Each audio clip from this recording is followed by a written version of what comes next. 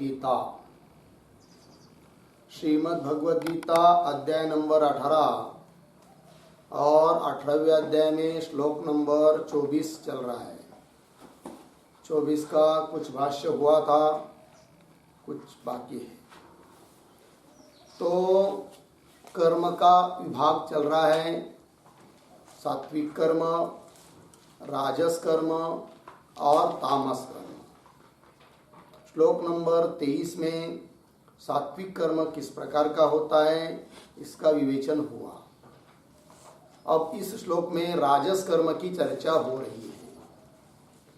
राजस कर्म बताते समय 3 बात मुख्य है कि ऐसा कर्म कि जो फल की इच्छा को लेकर किया जाता है, वो कर्म बहुत श्रम पूर्वक होता है और अहंकार पूर्वक होता है। ऐसा जो कर्म है उसको कहते हैं राजस कर्म, बराबर। और यहाँ पर जो साहंकारेण ये पद आया है वो किसके अपेक्षा से है, किसके अपेक्षा से नहीं, इसकी भी चर्चा थोड़ी सी भाष्यकार ने की है। तो जो तत्ववेत्ता पुरुष है उसकी अपेक्षा से यह पद साहंकारेण ये पद आया नहीं है।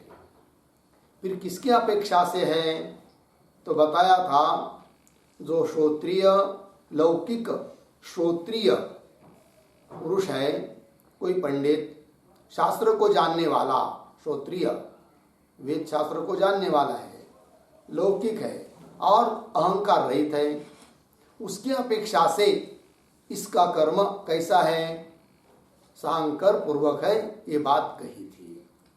जो परमार्थ निरहंकारी है, मतलब अनात्म पदार्थों में आत्माभिमान रूप जो अहंकार होता है वो वस्तुतः जिसमें नहीं है, ऐसा जो आत्मविद पुरुष, तत्ववेत्ता पुरुष, उसकी अपेक्षा से साहंकारेण ये पद नहीं है।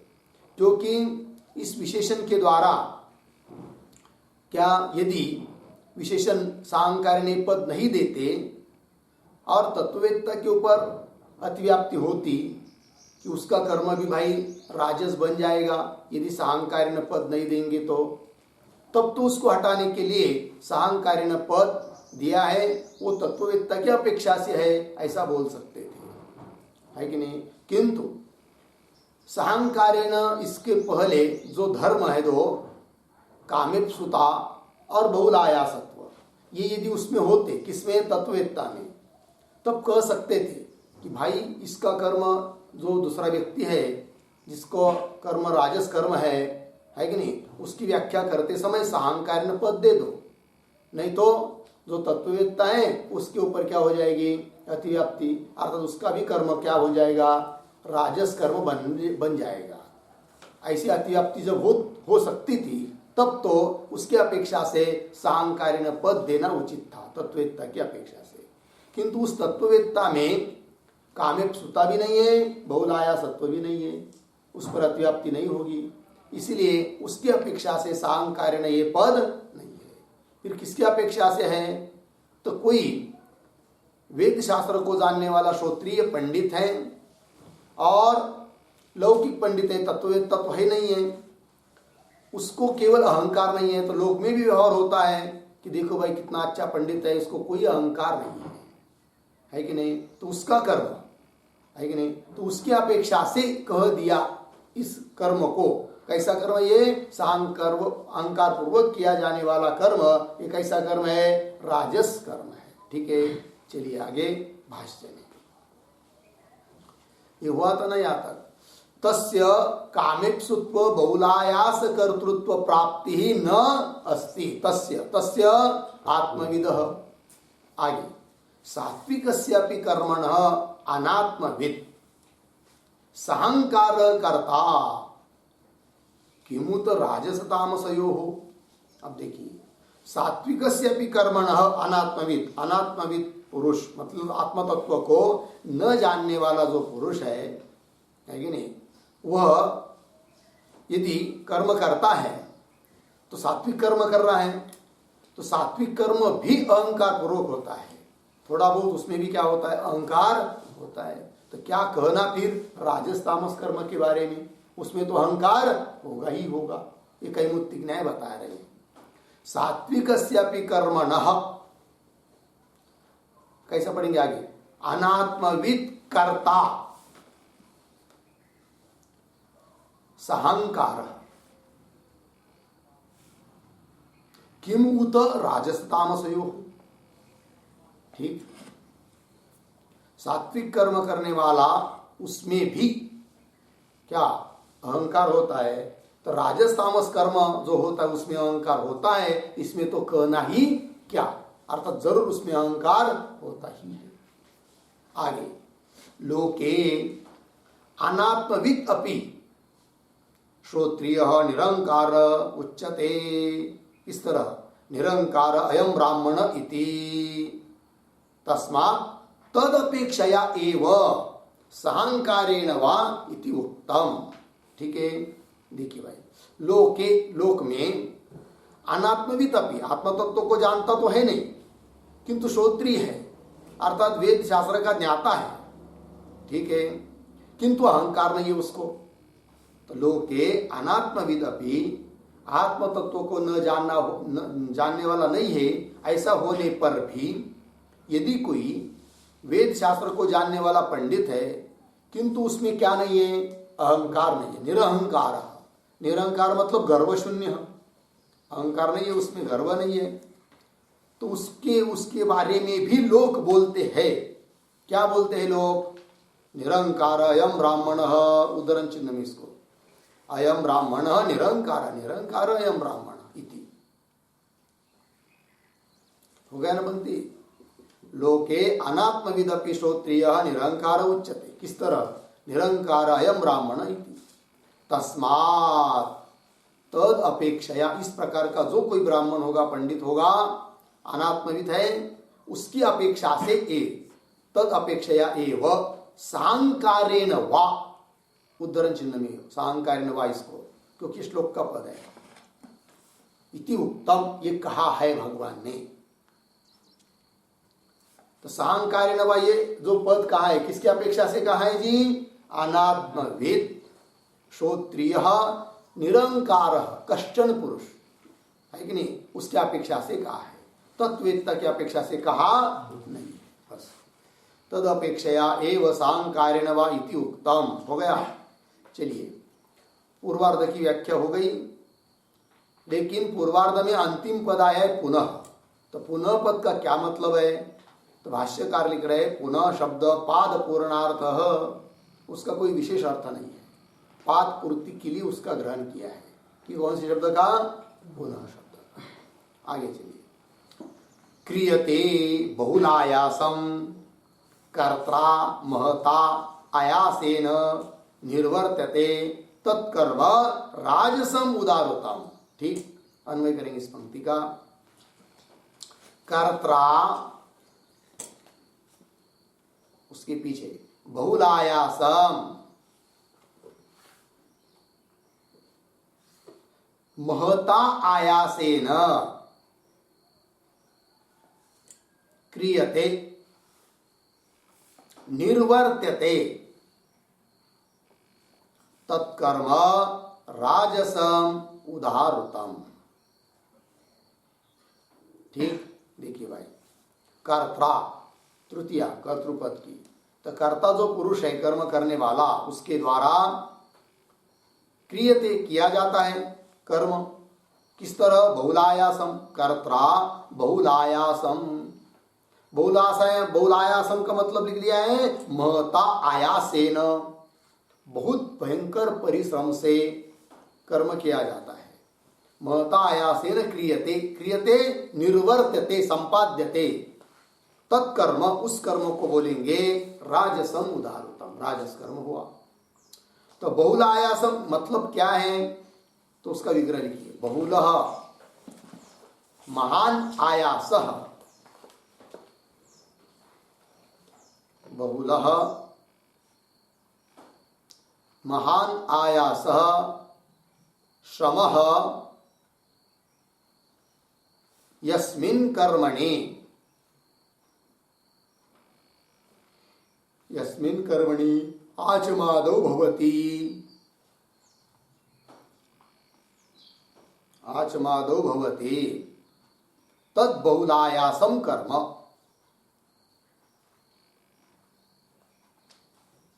तद बहुलायासम कर्म। ठीक, देखिए भाई, बहुलः मतलब महान आयास, आयास मतलब श्रम, यस्मिन जिस कर्म में महाभयंकर कष्ट है, परिश्रम है, यस्मिन कर्मणि जिस कर्म में है कि नहीं, आचमादो आचमनादो है कि नहीं, कर्म में बहुत श्रम है, उसको बोलेंगे क्या, बहुलायासम कर्म। ठीक, चलिए, तो ये हुआ भाई राजस कर्म की व्याख्या। तो एक वाक्य लिखेंगे राजस कर्म को पुनः बताने के लिए। कामेप्सुना कृतम, कामेप्सुना कृतम सहांकारेण कृतम, सहांकारेण कृतम च पुनः बहुलायासम कर्म, बहुलायासम कर्म राजसम इति उच्यते, राजसम इति उच्यते इत्यर्थ। ठीक, कामेप्सुना फल की कामना वाले पुरुष के द्वारा किया हुआ कर्म, अहंकार पूर्वक किया हुआ कर्म और बहुत परिश्रम वाला कर्म, उसको बोलते हैं राजस कर्म। ठीक, चलिए अब आगे तामस कर्म की व्याख्या हो रही है श्लोक नंबर 25 में। अनुबंधं क्षयं हिंसा, अनुबंधं क्षयं हिंसा मनपेक्ष च पौरुष, मनपेक्ष च पौरुष मोहादारभ्यते कर्म, मोहादारभ्यते कर्म यत्तत्तामसमुच्यते, यत्तत्तामसमुच्यते। अनुबंधं क्षयं हिंसा मनपेक्ष च पौरुषं मोहादारभ्यते कर्म यत्तत्तामसमुच्यते। अनुबंधं क्षयं हिंसाम् अनपेक्ष च पौरुषम मोहात् आरभ्यते कर्म यत् तत् तामसम उच्यते। अन्वय, अनुबंधं क्षयं हिंसाम् च पौरुषम अनपेक्ष, अनपेक्ष यत् कर्म मोहात् आरभ्यते,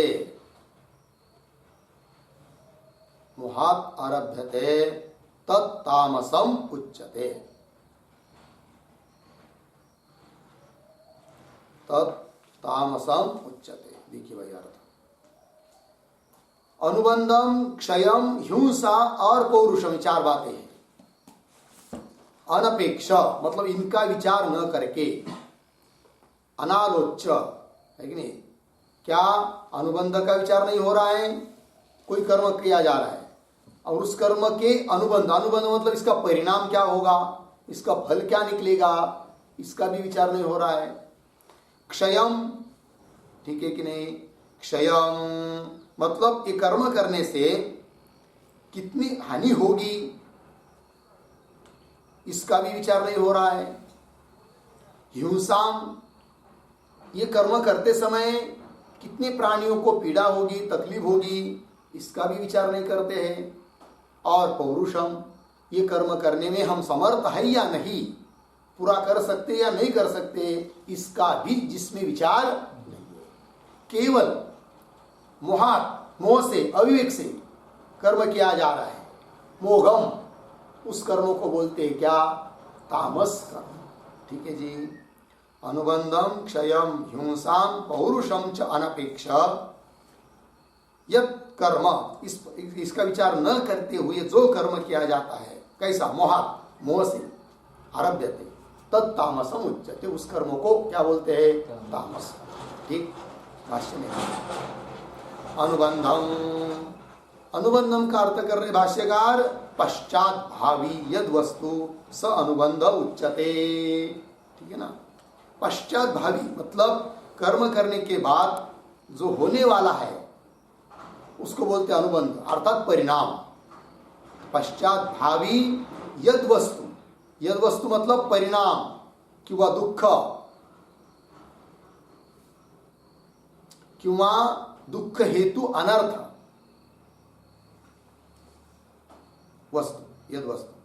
तात्पर्य क्या, कोई भी कर्म करने के बाद इसका परिणाम क्या निकलेगा, या इससे क्या कितना दुःख होगा, या दुःख के लिए कारण कोई उससे बहुत बड़ा अनर्थ होगा क्या, इस प्रकार का विचार नहीं किया जाता है। जो कर्म करते समय उस प्रकार का जो कर्म होता है उसको बोलते हैं क्या, राजस कर्म, तामस कर्म। ठीक है ना, वही लिखा है पश्चात भावी यद वस्तु स अनुबंध उच्यते। लग गया पंक्ति। वस्तु शब्द का अर्थ क्या लिखा, परिणाम, दुःख किंवा दुःख हेतु अनर्थ आदि आदि, वही अनुबंध है।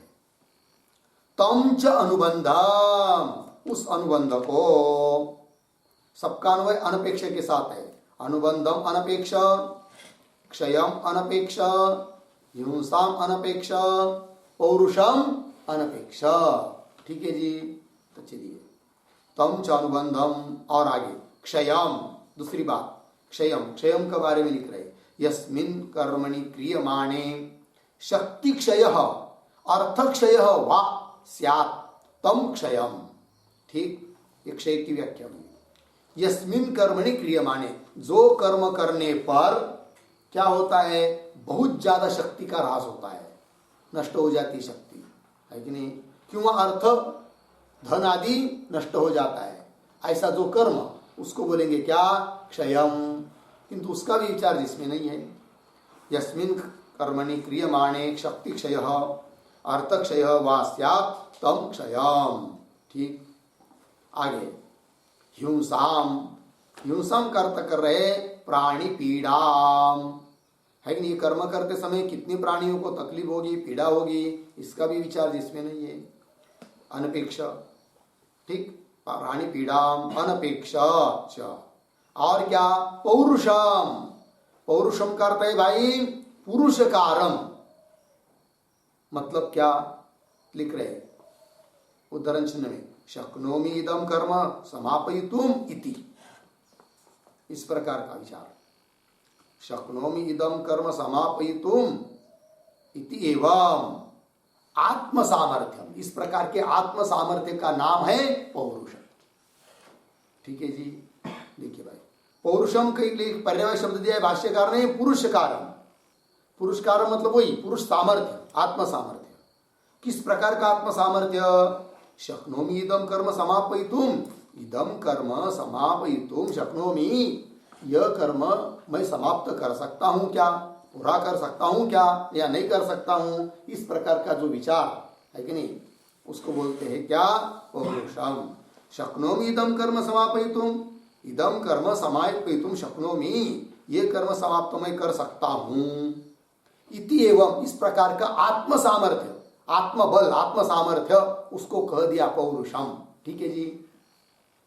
इति एतानि, ये सब कौन कौन, अनुबंधादीनी। ठीक है, अनपेक्ष पौरुषांतानि, कैसा पढ़ेंगे, इति एतानि अनुबंधादीनी पौरुषांतानि अनपेक्ष। ठीक, इति एतानि, ये जो सब बताए ना, कौन, अनुबंधादीनी, जिसके आदि में अनुबंध है, और अंतिम में कौन है, पौरुष, तो वही लिखा है अनुबंधादीनी पौरुषांतानि अनपेक्ष। अनपेक्ष शब्द का अर्थ लिखिए निरवेक्ष, अनवेक्ष, अनालोच्य, निरवेक्ष, अनवेक्ष, अनालोच्य। ठीक, इसका अवेक्षण न करके, विचार न करके, उसको ही बोल दिया निरवेक्ष, अनवेक्ष, अनालोच्य, आलोचना न कर कर, मतलब चिंतन न करके। कितनी बातों का, इस सब बातों का चिंतन करना चाहिए कर्म करते समय। इसका परिणाम क्या निकलेगा, इससे क्षय कितना होगा, इससे हिंसा कितनी होगी, और ये मैं कर सकता या नहीं कर सकता हूँ, पौरुष मेरे में है या नहीं, इन सब का विचार करके कर्म करना चाहिए। किंतु यदि कोई इन सब बातों का विचार न करके केवल मोह से, चलो उसने किया तो हम भी कर देंगे, है कि नहीं, इससे एक शुरू कर दिया, इस प्रकार का जो कर्म रहेगा उसको बोलेंगे क्या, तामस कर्म। वही लिखा है, अनुबंधादीनि पौरुषांतानि अनपेक्ष। मोहात, मोहात शब्द का अर्थ कर रहे अविवेकतः, है कि नहीं, विवेक पूर्वक नहीं कर रहे, अविवेकतः। ठीक, आगे कैसा पढ़ना है, पहले पढ़ लेता हूं। आरभ्यते कर्म यत् तत् तामसम तमो निवृत्तम उच्यते। देखिए पुनः, मोहात अविवेकतः यत् कर्म आरभ्यते, यत् कर्म आरभ्यते तत् तामसम तमो निवृत्तम उच्यते। इस प्रकार का जो कर्म आरंभ किया जाता है उस कर्म का नाम है तामस कर्म। ठीक है जी, तमो निवृत्तम उच्यते, तम से वो भोगा है इसलिए उसको तमो निवृत्त, तमोगुण से, तामसिक कर्म है, तमोगुण वाला कर्म है। ठीक, एक वाक्य लिखेंगे इस श्लोक के संदर्भ में। 3 श्लोक के द्वारा कर्म का विचार हुआ ना, इसीलिए लिखते थोड़ा सा।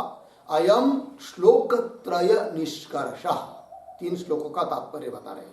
अयम श्लोक त्रय निष्कर्ष, मुमुक्षु पुरुषः कर्माधिकारी, मुमुक्षु पुरुषः कर्माधिकारी, राग द्वेषौ संगम, राग द्वेषौ संगम, फल कामनां च अकृत्वा,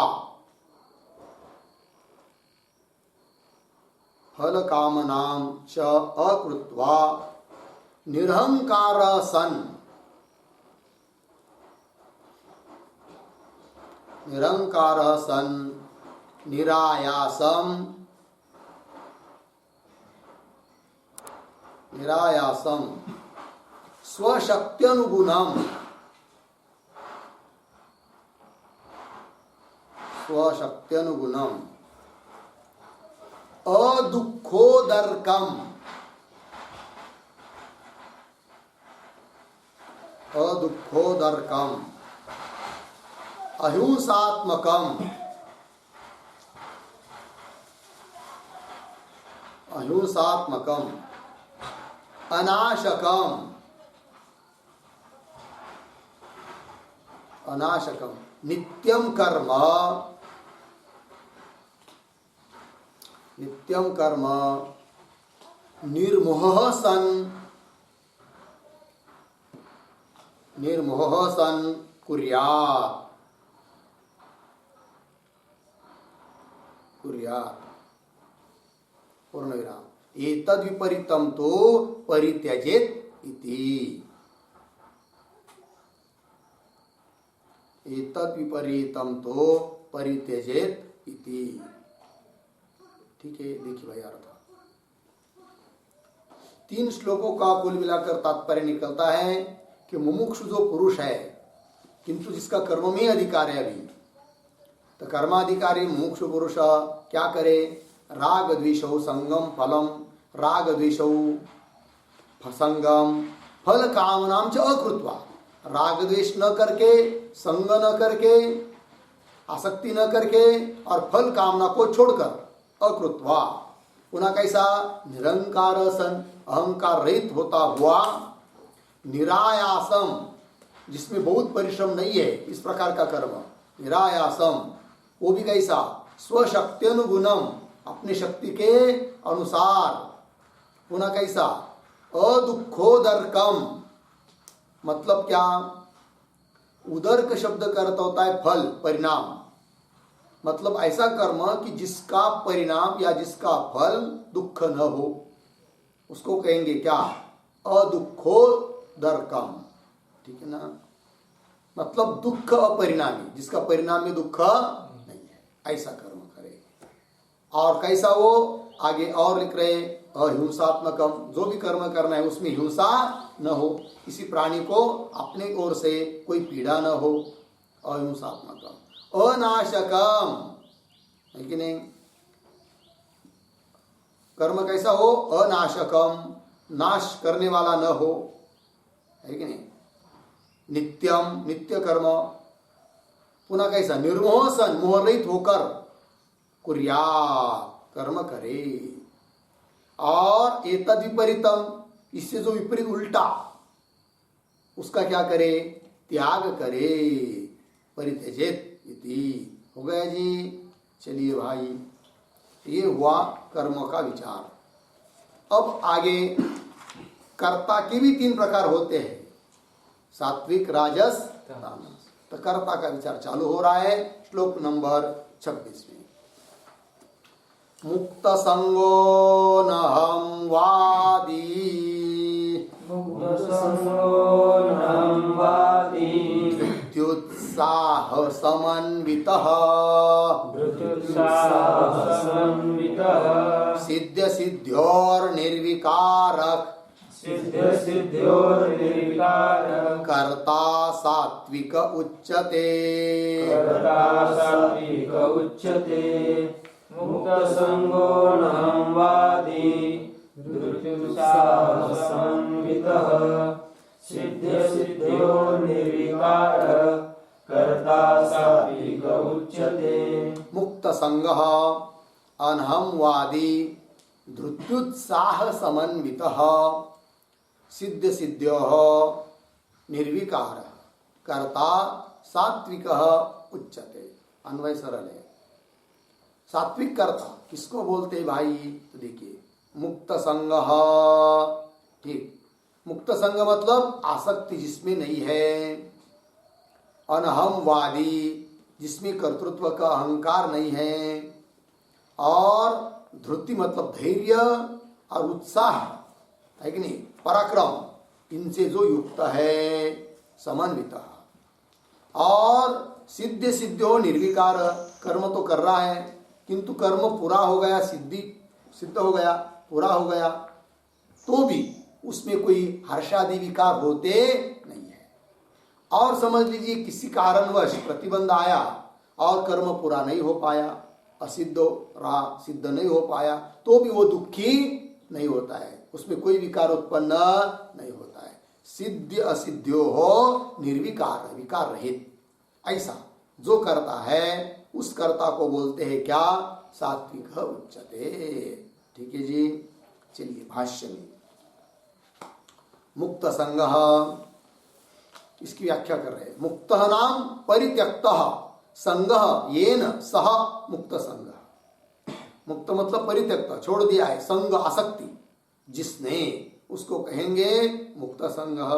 न कर्म में आसक्ति है, न कर्म के फल में आसक्ति है, किसी में उसकी आसक्ति नहीं है, बहुत ज्यादा लगाव नहीं है, केवल ईश्वर इच्छा से कर रहा है, ईश्वर की आज्ञा समझकर कर रहा है, ऐसा कर्म। ठीक, देखिए भाई, मुक्त परित्यक्त संग ये न स मुक्त संग। पुनः कैसा? अनहम वादी मतलब न अहम वदनशील, अनहमवादी की व्याख्या कर दिया। न अहम वदनशील मतलब अहम अहम ये बोलने का जिसका स्वभाव नहीं है, उसको कहेंगे अनहमवादी। लिखते इस पर एक वाक्य, अहम आढ्यः,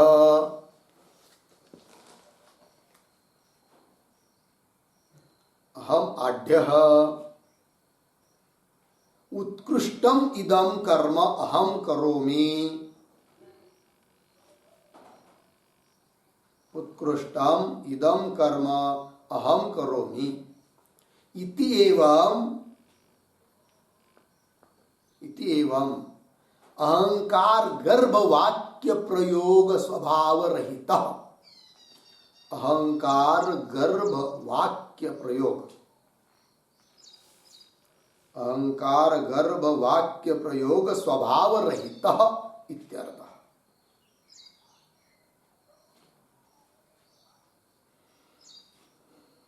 ठीक है जी, चलिए अर्थ। अहम आढ्य, मैं बहुत श्रीमंत हूं, और उत्कृष्टम इदम कर्म अहम करोमि, अतिशय उत्तम प्रकार का यह कर्म मैं करता हूं। इति एवं, इस प्रकार से अहंकार गर्भ वाक्य, मतलब ऐसा वाक्य कि जिसके पेट में गर्व है।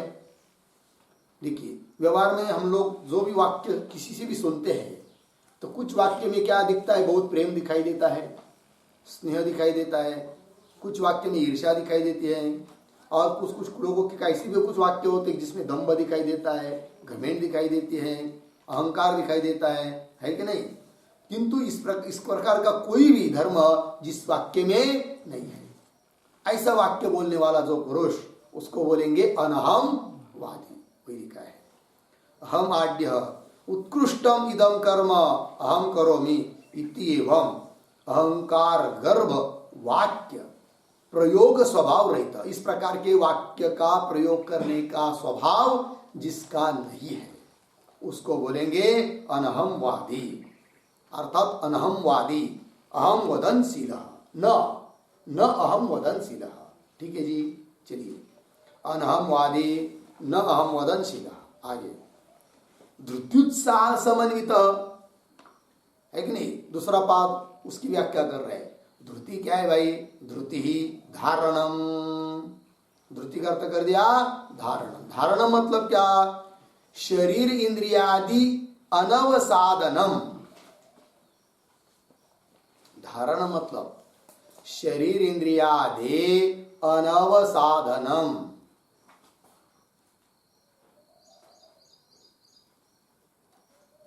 ठीक, शरीर और इंद्रिय उनको अवसाद नहीं आने देना है कि नहीं, उसको बोलेंगे क्या, धृति, धैर्य, अनवसाधनम। ठीक है ना, शिथिलता नहीं आने देनी उनको, गलित गात्र नहीं होना है। जैसे अर्जुन के हाथ पैर में क्या आया था, ढीले पड़ गए थे ना, अवसाद शरीर, क्या कहा था उसने, सीदंति मम गात्राणि मुखम च परिशिष्यति, धैर्य खो बैठा था, है नहीं, उस प्रकार का नहीं होना है, धैर्य से बोलना है, करना है। ठीक, तो वही लिखा है धृति ही धारणम, अर्धविराम। उत्साह, उत्साह क्या है भाई, तो उत्साह शब्द का अर्थ कर रहे उद्यम, उद्यम नाम व्यापार। ठीक, हमेशा उद्योगशील होना चाहिए, मतलब व्यर्थ समय नहीं गवाना चाहिए। ठीक है जी, कुछ नहीं करना हो तो आत्मानुसंधान करो, ये सबसे बढ़िया काम है, उसमें कोई श्रम भी नहीं है। चलते फिरते बैठते उठते, क्या देह मैं नहीं हूँ, देह के संबंधी मैं नहीं है, मेरा नहीं है। मनोबुद्धि अहंकार चित्तानि नाहम, न च श्रोत्र जिह्वे न च घ्राण नेत्रे। बस उसका ही अनुसंधान करते हुए उस स्तोत्र का पाठ करते रहिए, है कि नहीं, अनुसंधान करते समय वही परमार्थ है। ऐसा करते करते देह का बाध हो जाएगा और अहम ब्रह्मास्मि ये दृढ़ निश्चय हो जाएगा। ठीक है, और उसके लिए तो सब है, याजसाठी जप, याजसाठी तप, व्यासी यमप ग्रंथ के लिए याजसाठी। चलिए भाई, धृति धारण उत्साह उद्यम ताभ्याम समन्वित, उन दोनों से जो युक्त होता है, समन्वित नाम संयुक्त, उसको बोलेंगे धृत्युत्साह समन्वित। ठीक, आगे चलिए, अब तीसरे पाद में जा रहे हैं। क्या कहा था, सिद्ध सिद्ध्यो हो निर्विकार, उसके बारे में लिख रहे हैं। सिद्ध सिद्ध्यो हो मतलब क्रियमाणस्य कर्मण फल सिद्धौ, अर्धविराम, असिद्धौ च सिद्ध सिद्ध्यो हो। समझ लीजिए किया जाने वाला जो कर्म है कि नहीं, तो उस कर्म का फल सिद्ध हुआ, मतलब कर्म पूरा हुआ, फल में इसका मिल सकता है तो भी, और समझ लीजिए किसी कारण प्रतिबंध हुआ, कर्म भी पूरा नहीं हो पाया, या कर्म पूरा हुआ फल नहीं मिल पा रहा है, तो भी कोई विकार अपने में उत्पन्न नहीं होने देना, उसको कहेंगे क्या? सिद्ध सिद्ध्यो निर्विकार, वही लिखा है। क्रियमाणस्य कर्मण फल सिद्धौ असिद्धौ च सिद्ध सिद्ध्यो निर्विकारः। निर्विकारः, अब निर्विकार होना, ये हुआ निर्विकार, लेकिन इस प्रकार की निर्विकार स्थिति कब आ सकती है उसको लिख रहे आगे। तो उसके पहले निर्विकार शब्द के ऊपर एक वाक्य लिखेंगे। हर्ष खेद रूप विकार रहित,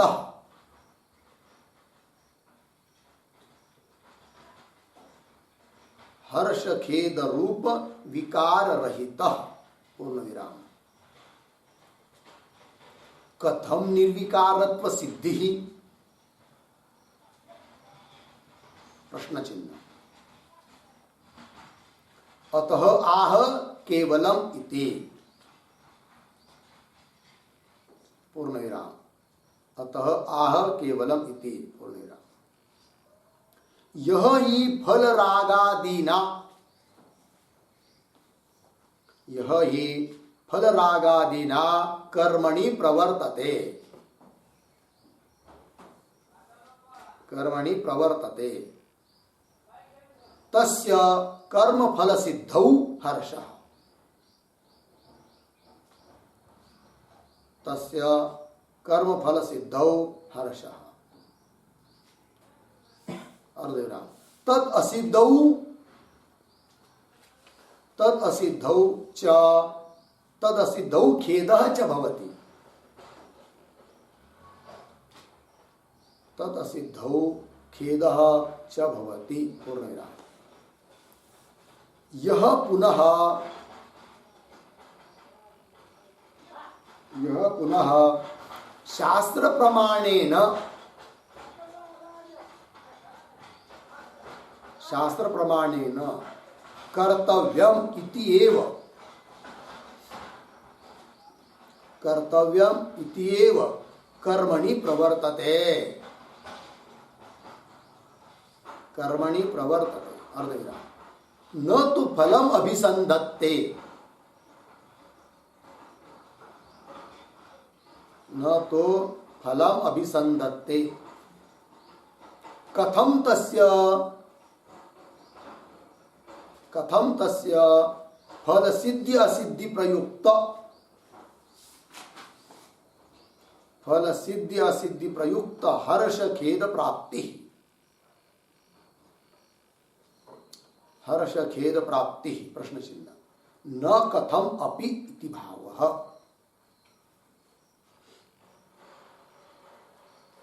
न कथम अपि इति भावः। ठीक, देखिए भाई अर्थ देखिए। हर्ष खेद रूप विकार रहित, निर्विकार का मतलब जिसको कर्म पूरा होने पर हर्ष नहीं होता है या अधूरा रहने पर खेद नहीं होता है, उसको बोलेंगे निर्विकार, अर्थात हर्ष खेद रूप विकार रहित। कथम निर्विकारत्व सिद्धि, लेकिन ऐसा निर्विकारत्व की सिद्धि कैसी होगी? तो उसके लिए कह दिया है भाष्य में केवलम इत्यादि पंक्ति के द्वारा, आगे वाले पंक्ति के द्वारा। ठीक, तो टिप्पणी में देखिए, यह ही फल रागादिना कर्मणि प्रवर्तते। अब दो कर्म में प्रवृत्त हो रहा है आदमी, वो दो प्रकार का, एक तो प्रवृत्त हो रहा है फल राग है कि नहीं, फल की इच्छा से और कर्तृत्व के अहंकार से वो कर्म में प्रवृत्त हो रहा है, उसको तो खेद विकार उत्पन्न होगा, पूर्ण होने पर हर्ष होगा, नहीं होने पर खेद होगा।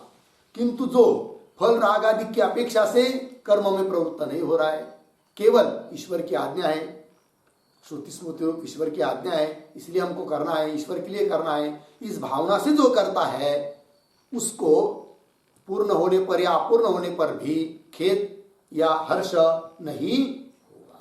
ठीक है, देखिए भाई, यह ही फल रागादिना कर्मणि प्रवर्तते, तस्य कर्म फल सिद्धौ हर्ष, उसको तो कर्म फल सिद्ध होने पर हर्ष, और तद असिद्धौ, यदि कर्म फल सिद्ध नहीं होता है तो खेद च भवति, खेद हो जाता है। ठीक, यह पुनः शास्त्र प्रमाणेन कर्तव्यम इति एव कर्मणि प्रवर्तते। किंतु जो व्यक्ति केवल शास्त्र प्रमाण है, शास्त्र कहता है इसलिए कर्तव्य कर्म में प्रवृत्त हो रहा है, न तो फलम अभिसंदत्ते, फल की अपेक्षा नहीं कर रहा है। कथम तस्य फल सिद्ध्या सिद्धि प्रयुक्त, कैसे उसको फल सिद्धि होने पर या न होने पर हर्ष खेद होगा, अर्थात नहीं होगा। न कथम अपि इति भाव। ठीक, देखिए भाई भाष्य में निर्विकार क्या है, केवलम शास्त्र प्रमाण प्रयुक्त, कर्म में तो प्रवृत्त हुआ है किंतु कैसा, केवल शास्त्र की आज्ञा है, शास्त्र का प्रमाण है, शास्त्र करने के लिए कह रहा है इसलिए करना, इस उद्देश्य कर रहा है। केवलम शास्त्र प्रमाण प्रयुक्त अर्धविराम, न फल रागादिना यह, किंतु फल और राग की अपेक्षा से प्रवृत्त नहीं हो रहा है। न फल रागादिना यह सह निर्विकार उच्यते, उसको ही बोलेंगे क्या जी, निर्विकार। मतलब फल राग आदि को छोड़कर केवल शास्त्र की आज्ञा मानकर जो कर्म कर रहा है वही निर्विकार भाव से कर्म कर रहा है, अर्थात उसमें कोई विकार उत्पन्न होगे नहीं, निर्विकार उच्यते। ठीक, आगे चलिए। एवं भूत कर्ता यह सह सात्विक उच्यते। अन्वय, यह एवं भूत कर्ता, यह एवं भूत कर्ता सह सात्विक उच्यते। ठीक, इस प्रकार से जो कर्म करने वाला है उसको बोलते हैं सात्विक कर्ता। हो गया जी।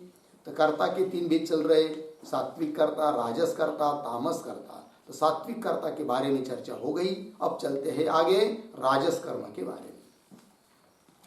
रागी कर्म फल प्रेप्सुर, रागी कर्म फल प्रेप्सुर, लुब्धो हिंसात्मको शुचिः, लुब्धो हिंसात्मको शुचिः, हर्ष शोकान्वितः कर्ता, हर्ष शोकान्वितः कर्ता, राजसः परिकीर्तितः, राजसः परिकीर्तितः। रागी कर्म फल प्रेप्सुर, लुब्धो हिंसात्मको शुचिः, हर्षशोकान्वितः कर्ता, राजसः परिकीर्तितः। रागी कर्म फल प्रेप्सुः, लुब्धः हिंसात्मकः अशुचिः, हर्ष शोकान्वितः कर्ता, राजसः परिकीर्तितः। अन्वय सरल है। रागी, ठीक है, मतलब जिसमें बहुत ज्यादा राग आसक्ति है वह है कि नहीं। और कर्म फल प्रेप्सो, कर्म फल की इच्छा करने वाला, लुब्ध मतलब लोभी, हिंसात्मक पर पीड़ा करना यही है स्वभाव जिसका, और अशुचि, बाह्य और अंतर पवित्र जो शुद्ध नहीं रहता है उसको बोलते अशुचि, और हर्ष शोकान्वित, हर्ष और शोक से युक्त ऐसा जो करता होता है उसको बोलते हैं क्या, राजसः परिकीर्तित, राजस करता। देखिए भाष्य में रागी, रागी पद की व्याख्या कर रहे हैं। राग अस्य अस्ति रागी, जिसमें राग है उसको बोलते क्या, रागी। जिसको राग है मतलब आसक्ति है फल में सब बारे में, उसको बोलते रागी।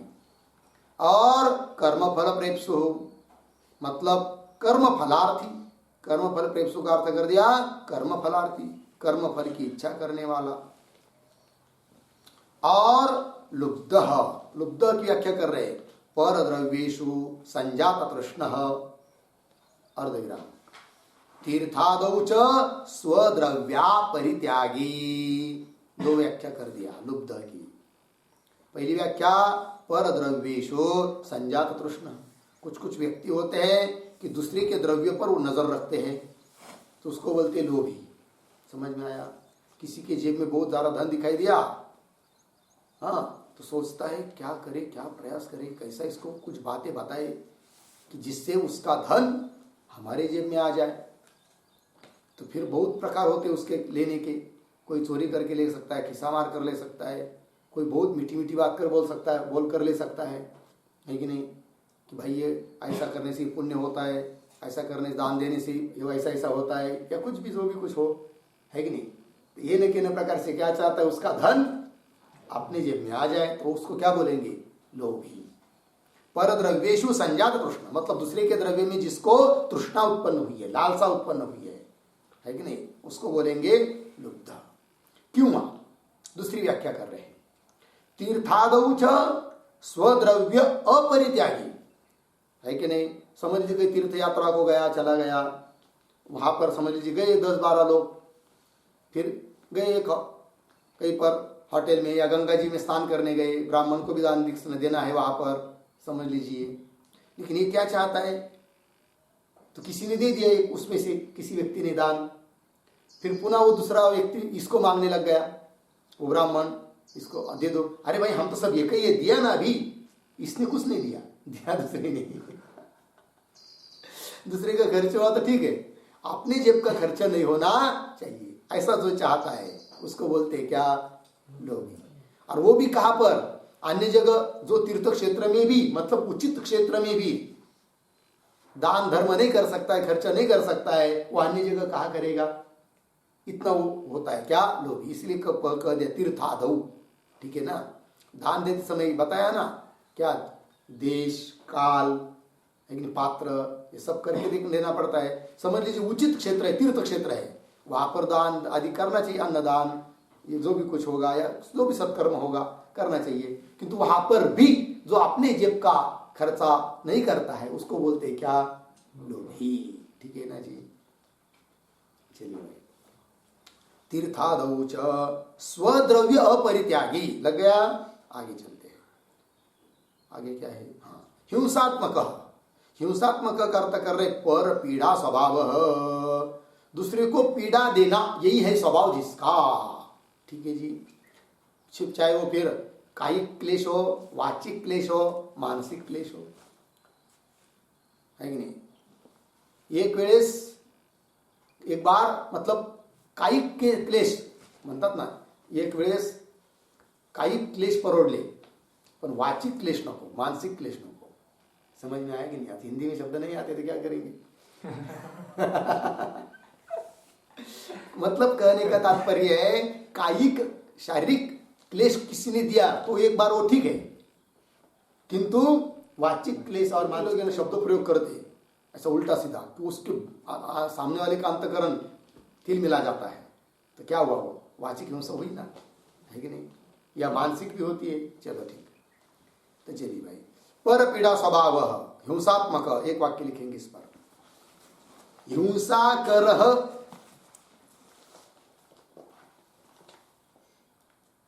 आत्मा अंतःकरणम यस्य सह हिंसात्मकः।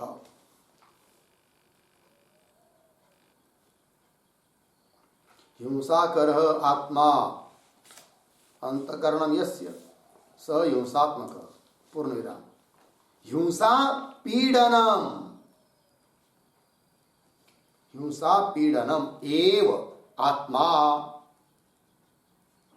स्वभावः यस्य सह हिंसात्मकः, यस्य सह हिंसात्मकः इति, पूर्ण विराम।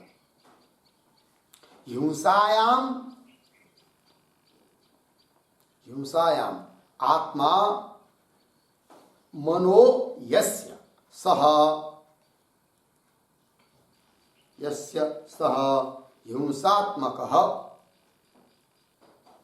इति।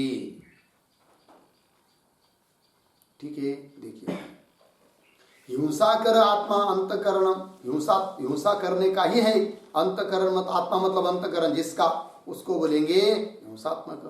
क्यों दूसरा अर्थ कर दिया, हिंसा मतलब पीड़नम, एव आत्मा मतलब स्वभाव, पीड़नम पीड़ा, यही है स्वभाव जिसका, आत्मा जिसका, उसको बोलेंगे हिंसात्मक।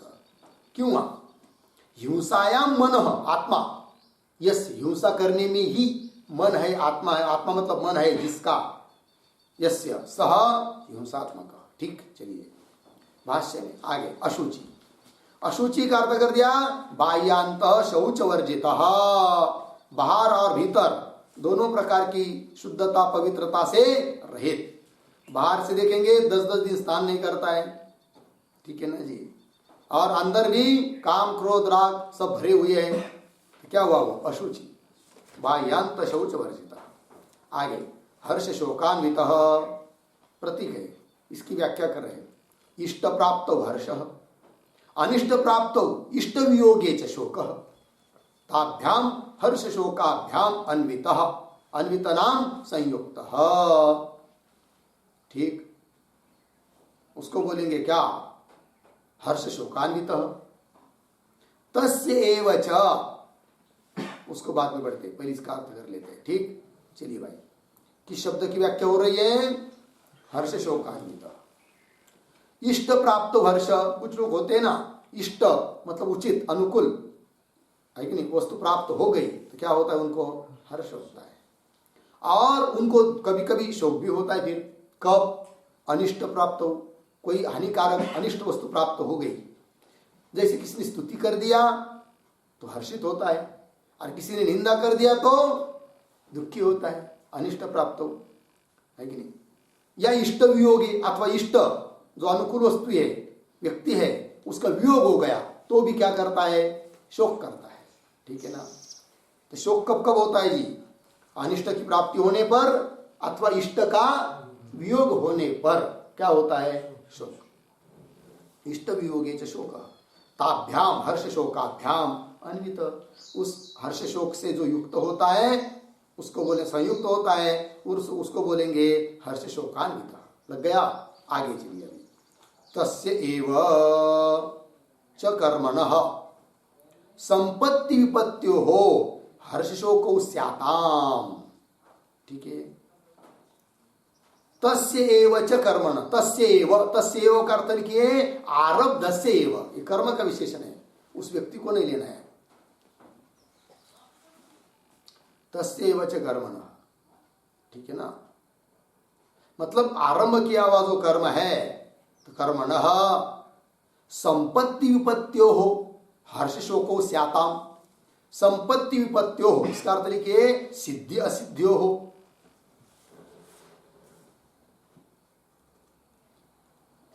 ठीक, देखिए भाई, जो भी कोई आरंभ किया हुआ कर्म है वो यदि सिद्ध होता है तो हर्ष, संपत्ति मतलब सिद्ध होता है तो हर्ष, विपत्ति मतलब असिद्धि होती उसकी, सिद्ध नहीं हो पाता है, शोक। तो संपत्ति विपत्ति हो हर्ष शोक हो स्याताम, ताभ्याम संयुक्त यह, उस हर्ष शोक से जो युक्त होता है उसको बोलेंगे, उस कर्ता को बोलेंगे क्या जी, राजस कर्ता। ताभ्याम संयुक्त यह कर्ता स राजस परिकीर्तित, उन हर्ष शोक से जो युक्त होता है कर्ता, है कि नहीं, उसको बोलेंगे क्या, राजस कर्ता। लग गए भाई पंक्ति। चलिए, किसको कहेंगे राजस कर्ता, रागी 1, कर्म फल पेप्सुत्व 2, लुब्धत्व 3, हिंसात्मकत्व, अशोषित्व, हर्ष शोकान्वित, इस प्रकार का जो करता है उस कर्ता को बोलते हैं क्या, राजस कर्ता। तो सात्विक कर्ता हुआ, राजस कर्ता हुआ। इसके बाद आती है व्याख्या तामस कर्ता की, किंतु इसका विचार हम लोग बाद में करेंगे। ओम पूर्णमदः पूर्णमिदं पूर्णात् पूर्णमुदच्यते पूर्णस्य पूर्णमादाय पूर्णमेवावशिष्यते।